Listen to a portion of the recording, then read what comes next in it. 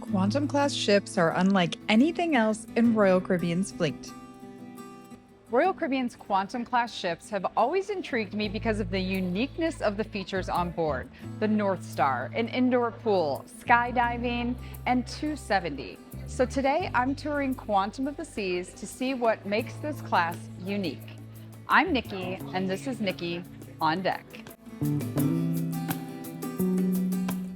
When you're first out on the pool deck, things actually seem pretty familiar if you've cruised Royal Caribbean before. There's a large main pool, lots of seating around the pool, hot tubs, bars, and a giant screen overlooking the deck.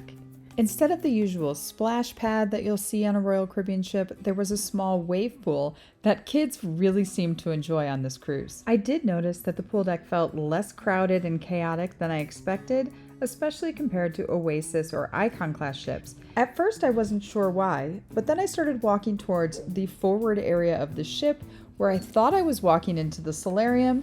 Turns out there's an indoor pool that kids are allowed in.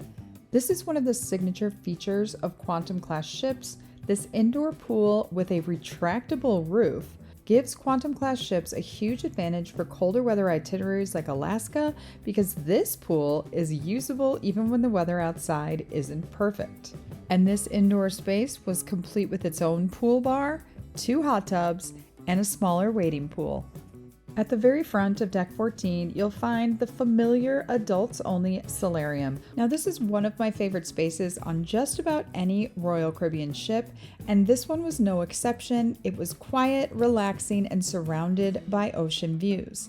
It has a tiered pool, 2 very large hot tubs, its own bar, and plenty of cozy seating. Now, because it was fully enclosed and sunny on our cruise, it did stay surprisingly warm during the day.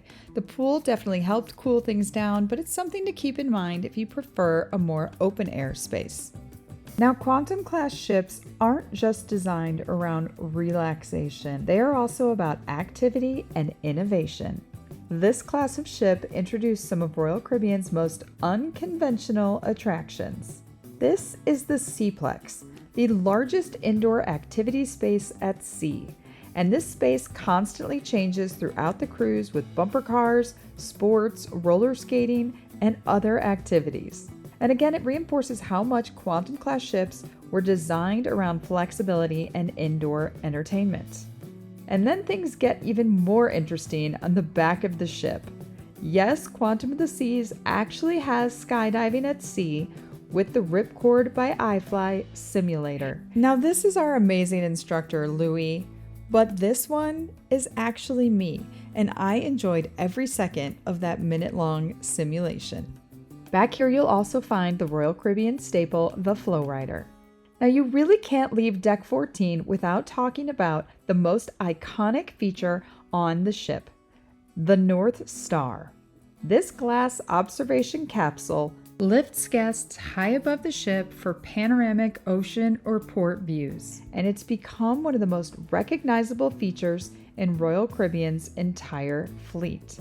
I loved this experience. Once you're up there, it rotates 270 degrees, giving you views all around the ship.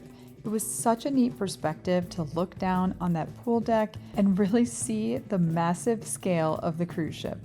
It's futuristic, a little dramatic, and perfectly fits the overall personality of Quantum class.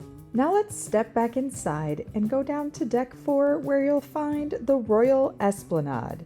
Now the Royal Esplanade is smaller and a little more enclosed than the typical Royal Promenade of a Royal Caribbean ship. But it still has many of the familiar staples like Cafe Promenade, Sorrento's Pizza, shopping, bars, live music, and the Bionic Bar, which debuted on Quantum of the Seas.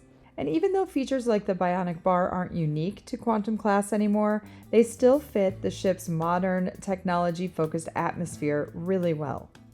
One thing I did really like about the Royal Esplanade was having the patisserie as a separate dedicated coffee and pastry spot instead of everything being centered around Cafe Promenade. I thought it really helped with crowds in the morning, and I rarely waited more than a few minutes to get my morning coffee. Like most Royal Caribbean ships, Quantum still has plenty of specialty dining, bars, and nightlife throughout the ship. You'll find familiar venues like Chops Grill, Jamie's Italian, Izumi, and Wonderland, as well as Royal Caribbean favorites like Schooner's Bar, Boleros, Harp and Horn, the English-style pub, Vintages, the music hall, the casino, and more entertainment spread throughout the ship. The layout of Quantum can feel a little unconventional and choppy at times. Quantum doesn't revolve around central neighborhoods in the same way that Oasis-class ships do. And along those lines, another area where Quantum class really does feel unique is the dining setup. Instead of one big main dining room, Quantum actually has 4.